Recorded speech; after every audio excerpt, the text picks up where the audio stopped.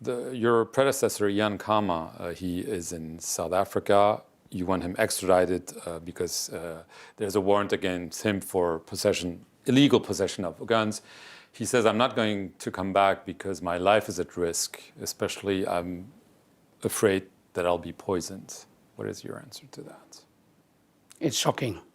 First, let me make a correction. He's not in South Africa because I think they had him out. He's in Eswatini right now. Yes, he did apparently, is alleged to have said he's afraid of being poisoned. But you know, if you look at our the history of either killings or murders of persons in Botswana and the methods used, poisoning is not one of the ones we know best.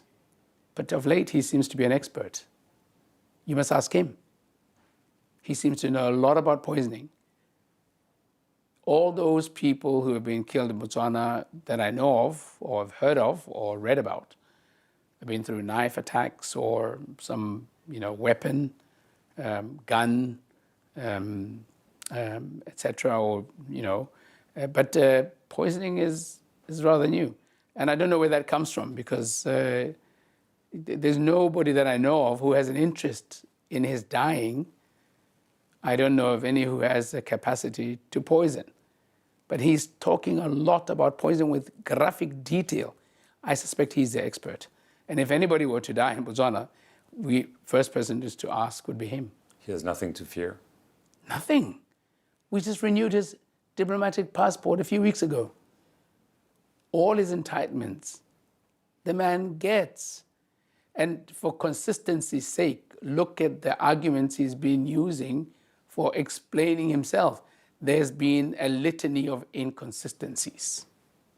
From the reason of him leaving, inconsistency after inconsistency. For the allegations he makes against myself or my government, my party, inconsistency after inconsistency. I mean, we're supposed to be the worst cheats at elections. There's no change in the way elections are held since the time when he was president. Even right now, we're going to elections on the basis of the laws that are very transparently available to everybody.